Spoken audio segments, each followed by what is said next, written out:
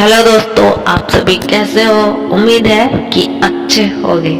आज मैं आपको सुनाने वाली हूँ कहानी धर्मराज की।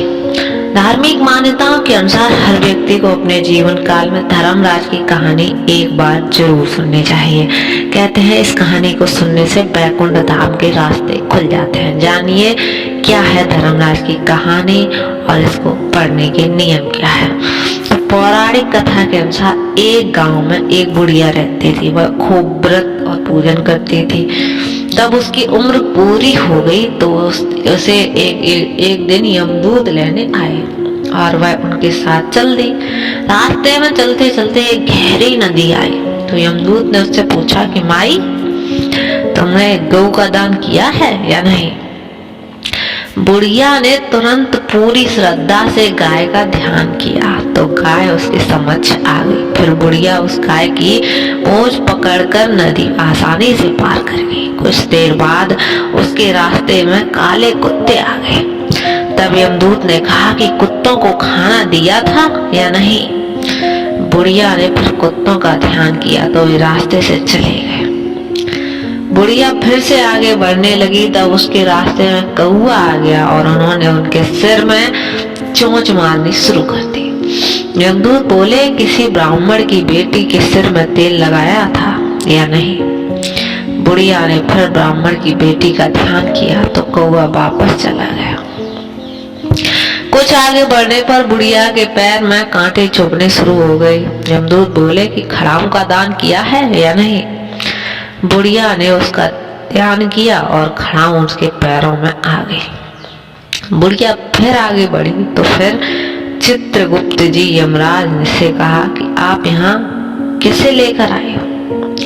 तब यमराज जी बोले कि बुढ़िया ने दान पुण्य तो बहुत किया है, लेकिन उन्होंने अपने जीवन में धर्मराज जी के लिए कुछ नहीं किया, इसलिए आगे के द्वार इसके लिए बंद है। धर्मराज की सारी बात सुनकर के बाद बुढ़िया बोली कि आप मुझे सिर्फ 7 दिन के लिए धरती पर वापस भेज दो। मैं पूरी श्रद्धा से धर्मराज जी का व्रत और उद्यापन करके वापस लौट आऊंगी। यमराज ने उन्हें धरती पर वापस भेज दिया।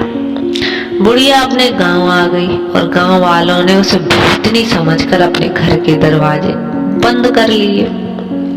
वह जब अपने घर गई तो उसकी बहू बेटे ने भी डर के मारे दरवाजे बंद कर दिए। बुढ़िया ने कहा कि मैं भूतनी नहीं हूँ, मैं तो धर्मराज की आज्ञा से सिर्फ 7 दिन के लिए धरती पर आई हूँ। इन 7 दिनों में मैं धर्मराज जी का व्रत और उद्यापन करूंगी, जिससे मेरे परलोक के रास्ते खुल जाएंगे। बुढ़िया की बातें सुनकर बहू और बेटे उसके लिए पूजा की सामग्री ले आए, लेकिन जब बुढ़िया कहानी कहती तब वह हुंकारा नहीं भरते, जिससे बुढ़िया बाद में अपने पड़ोसन को कहानी सुनाती है और वह हुंकारा भी भरती है।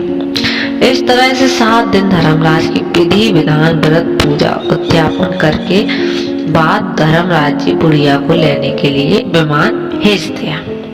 स्वर्ग से आए विमान को देख उसकी बहू और बेटों के साथ सारे गांव वाले भी स्वर्ग जाने को तैयार हो गए। बुढ़िया ने कहा कि तुम कहाँ तैयार हो रहे हो, मेरी कहानी तो सिर्फ मेरी पड़ोसन ने सुनी है, इसलिए वही मेरे साथ जाएगी। तब सारे गांव वाले बुढ़िया से धर्मराज जी की कहानी सुनाने का आग्रह करने लगे। तब बुढ़िया उन्हें भी कहानी सुना देती है। कहानी सुनाने के बाद गांव के सभी लोग विमान में बैठकर स्वर्ग जाते हैं। तो धर्मराज जी कहते हैं, मैंने तो विमान केवल बुढ़िया को लाने के लिए भेजा था। तब बुढ़िया माई ने कहा कि धर्मराज जी, मैंने अपने जीवन में जो भी पुण्य किए हैं उसमें से आधा भाग मैं अपने गांव वालों को देना चाहती हूँ।